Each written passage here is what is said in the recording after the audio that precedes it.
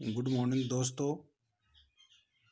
हम पढ़ रहे थे प्राथमिक व्यवसाय के बारे में, जिसमें हमने पढ़ा है आखेट के बारे में, भोजन संग्रहण के बारे में,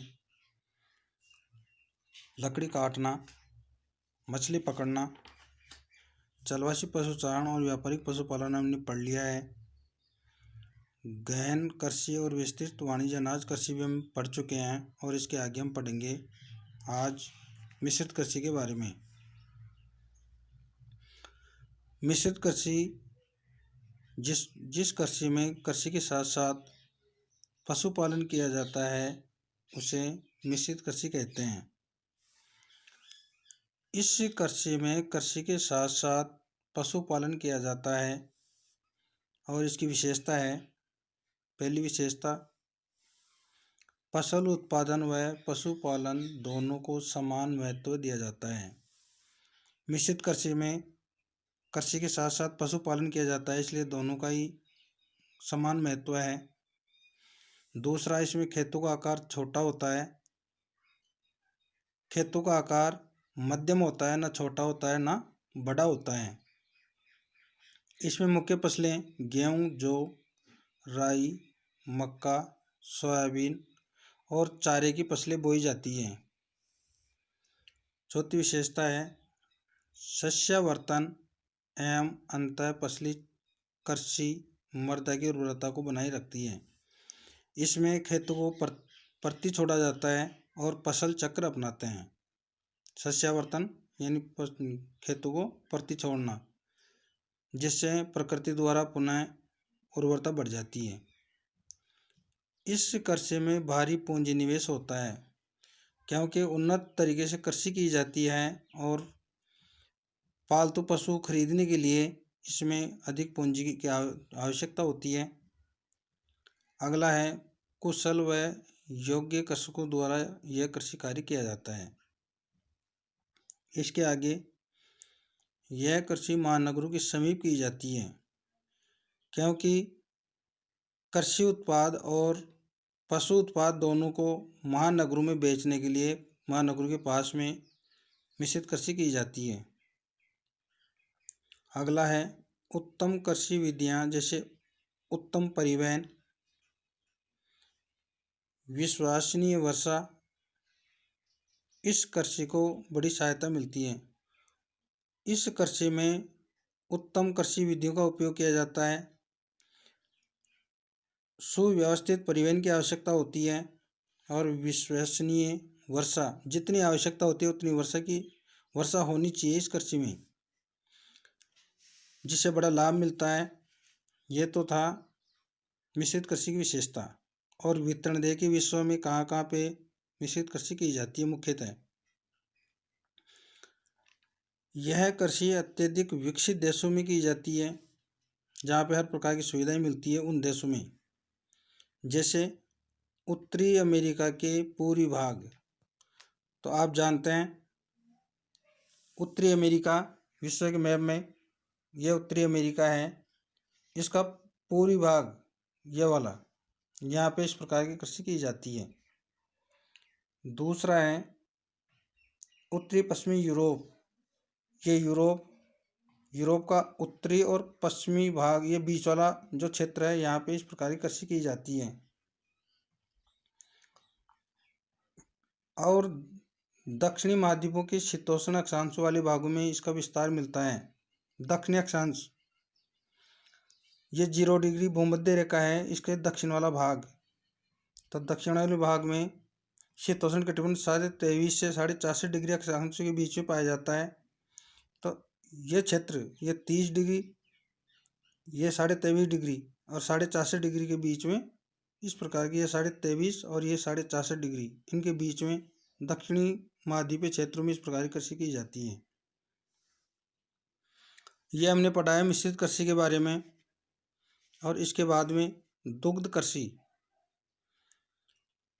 यह कृषि का एक विशिष्ट तरीका है, पहले प्रचलित नहीं था, विशिष्ट तरीका है। इसमें दूध देने वाले पशु के प्रजनन, पशुचारण और नस्ल सुधारने पर विशेष ध्यान दिया जाता है।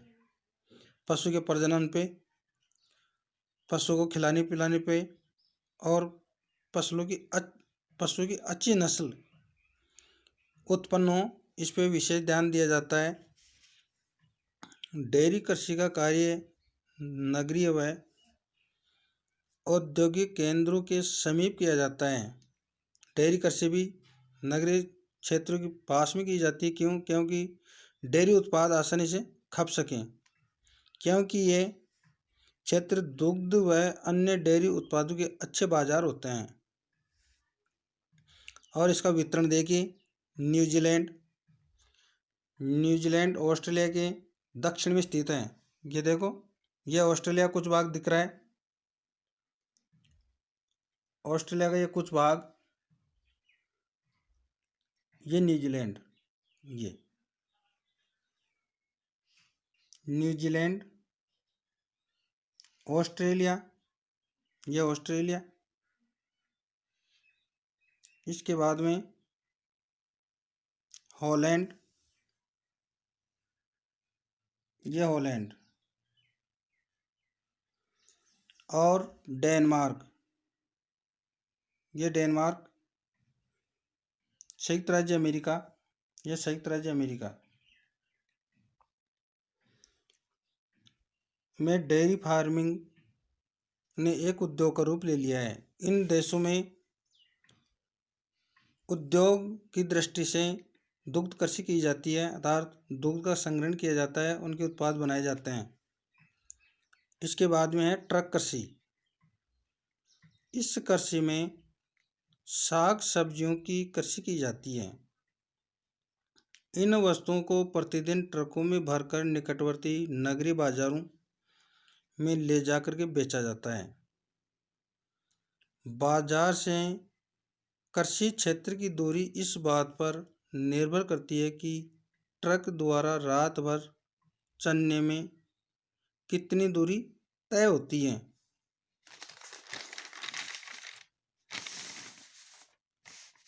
इसलिए इस कृषि का नाम ट्रक कृषि रखा गया है।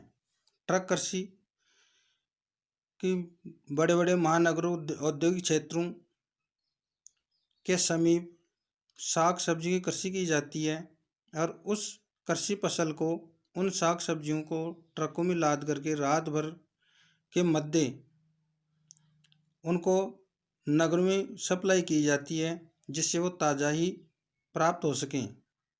इसलिए इस प्रकार की कृषि को ट्रक कृषि कहते हैं। सर्वप्रथम इस प्रकार की कृषि का शुभारंभ संयुक्त राज्य अमेरिका में किया गया हुआ था। यह था ट्रक कृषि। और फलोद्यान कृषि, यह भी कृषि का एक विशिष्ट प्रकार है। देखिए, ट्रक कृषि में साग सब्जी का उत्पादन किया जाता है, जबकि फलोद्यान कृषि में फलों और फूलों की कृषि की जाती है। दोनों में अंतर यह है, जिसमें ट्रक फार्मिंग की तरह साग सब्जियों की जगह फल एवं फूलों की कृषि की जाती है। और लकड़ी काटना, इसमें वनों से लकड़ी काटना, उसके लट्ठे बनाना तथा भारी मशीनों तक भेजना शामिल होता है। इस व्यवसाय में भी अन्य व्यवसाय की भांति महत्वपूर्ण बदलाव आया है। पहले लकड़ी को केवल ईंधन के लिए काटा जाता था, पर आज इसका उपयोग कई उद्योगों में कच्चे माल के रूप में किया जाता है, विशेषकर जैसे कागज उद्योग और फर्नीचर उद्योग लकड़ी काटने पर ही आधारित है। इसके बाद में है खनन। खनन कार्य करता है खनिजों को भूगर्भ से बाहर निकालना, खनन कहलाता है खनिजों को भूगर्भ से बाहर निकालना। जिन स्थानों से खनिज निकाले जाते हैं उसे खान कहते हैं। खान किसे कहते हैं? जिस स्थान विशेष से खनिज प्राप्त किए जाते हैं। किसी देश की सभ्यता एवं आर्थिक जीवन का मापदंड खनिजों के उपयोग की मात्रा ही है, क्योंकि यह उद्योग व व्यापार जगत की धुरी है। जिस देश में जितने खनिज अधिक प्राप्त होते हैं, उस देश में उद्योग और व्यापार अधिक विकसित होते हैं। क्योंकि उद्योग खनिजों पर ही निर्भर होते हैं और खनन कार्य को प्रभावित करने वाले कारक, जिनको दो भागों में बांटा गया है, प्राकृतिक दशाएं और मानवीय दशाएं।